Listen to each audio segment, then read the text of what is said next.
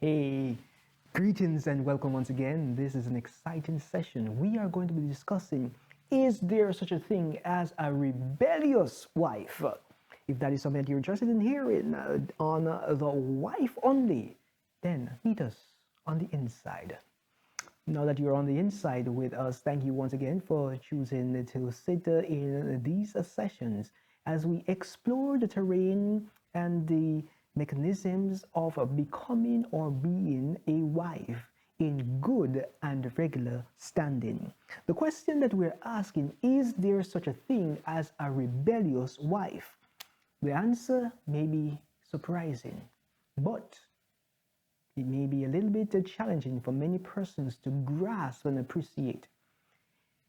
Based on the biblical standard, there is the virtuous woman who is a wife. She exudes the pinnacles and the principles and the characteristics that a wife should possess. So if you want to be a wife, you have to consider the concept of the virtuous woman, which we will be getting to in a little while. But the question is there such a thing as a rebellious wife? There may be such a thing as a rebellious woman, but when it comes on to being a wife, it's either you're a wife or you're not a wife. Or maybe should we say a rebellious female, but not necessarily a rebellious woman. But then we have the concept of a virtuous woman and a voluptuous woman, which we will be exploring real soon. But now, a female can be rebellious. And when rebellion is presented before us, we understand that there is a disaster waiting to happen. If you are a rebellious female, then you are in trouble. Not only trouble for yourself, but trouble for anyone that you decide to engage in a destructive relationship with. Because of your rebellion, you will transfer that rebellious spirit to the party that you are engaged in. So the first thing that we need to work on is ourselves if we are rebellious. If you have rebellious children, they are destructive, not only to themselves, but to the household, to the representation of the ambassadorship which they should be purporting. They are in a state which they need help. And the first thing is understanding the state that you are in.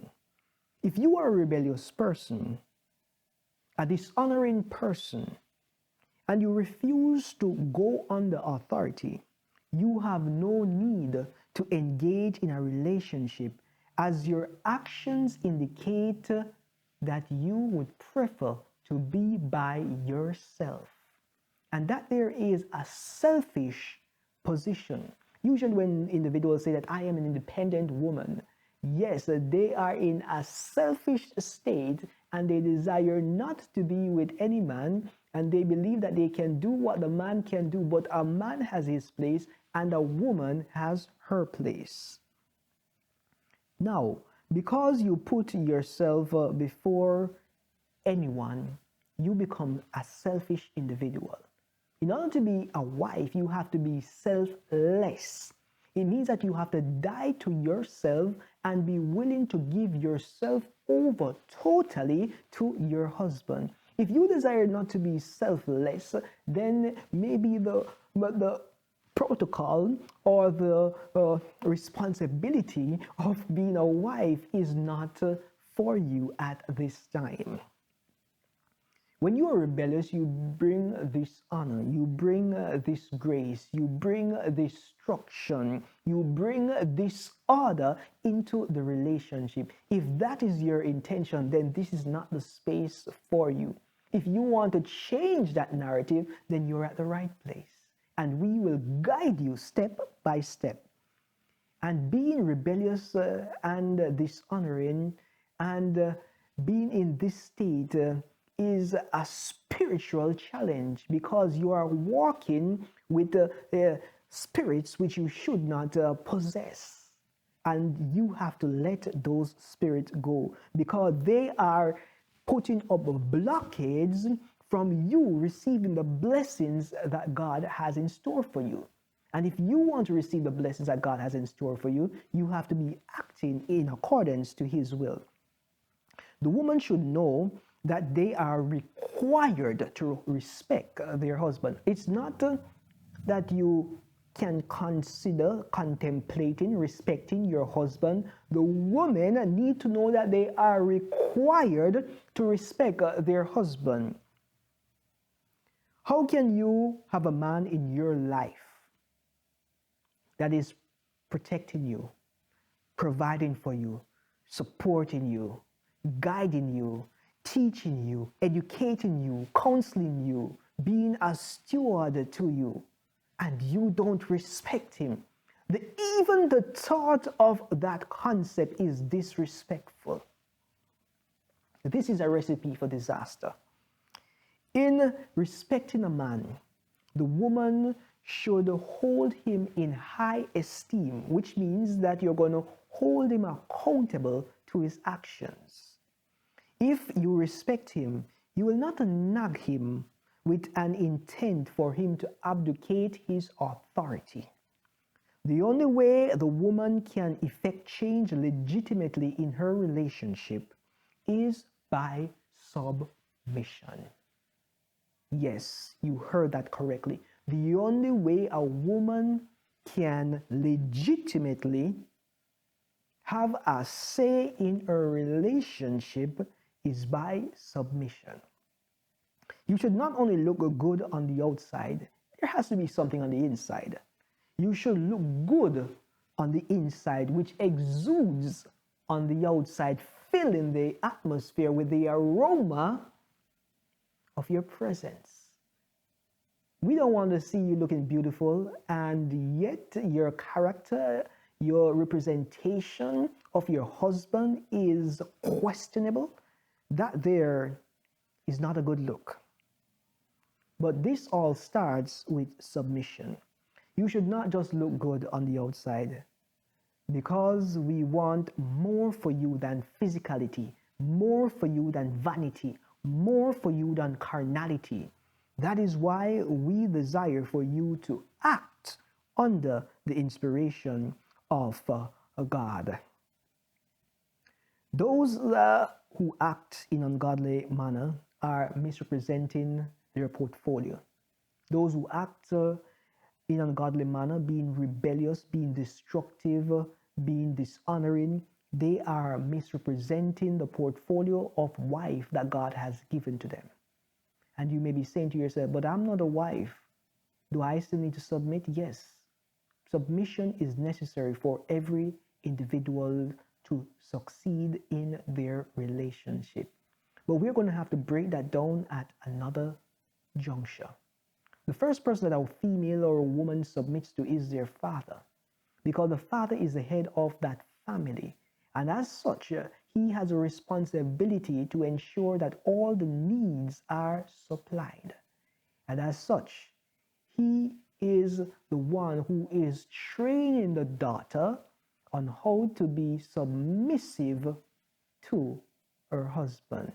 But that training takes into account the relationship between the mother and the father. And if the relationship between the mother and the father is destructive, then that there will tear the fabric of the ideal for the child, thus leading down a road in which destruction is imminent. Let me share this story with you about Sarah. It was only when Sarah had submitted to her husband and called him Lord, after trying for many years, that her womb was open. Her submission gave her a miracle, because that submission honored God. I am admonished to encourage women to desist from blocking their blessing. Why would you block your blessing? By not honoring your husband. Submit and push your pride aside as you honor God. Remember, it was pride that caused Lucifer to fall. Now we know him as Satan, the dragon. Put that pride aside as you honor God by honoring your husband under the legitimate authority according to the outlined structure in the Word of God. For those who are not married, these are just some things that are involved in marriage. Now that you have an idea, let us prepare to embrace the process. If you're not willing to submit, you should not engage a king with your misaligned representation in accordance to God's order. If you are willing to submit and push that pride away, then it is time to embrace the process. Don't allow yourself to be tripped by fear and intimidation. I pray that you will walk in courage and confidence as you eradicate fear from taking root in your life. As a woman, being a daughter of Christ, you have the power. Whether you choose to use it is up to you. I say to you, submit, let go, and let God. Signing out from this session of Wife Only is Kareem Ainsley, the wife lifestyle strategist. Be the wife you were meant to be. Now that you're still here with us, let us get into some important information. If you'd like assistance in navigating your relationship, please leave a comment. If you see something that misrepresents your previous encounters, then let us know in the comments and we'll try to respond to them appropriately. Please feel free to share the love with all the persons you know that have a relationship that needs strengthening. For those persons from 17 to 35 who are maybe not yet in a relationship, who are thinking of getting in a relationship, who are in a relationship and need a little encouragement, need a little guidance, because these things are not taught to us in a formal setting, but I'm here to give you guidance so that you can make the best decision for your relationship. The divorce rate is too high. We need to put things back into perspective so we can save the family and thus inadvertently save the society. Thanks for liking, sharing, commenting, subscribing, and whatever you are doing to push this message forward so that we can create the change that we desire to see.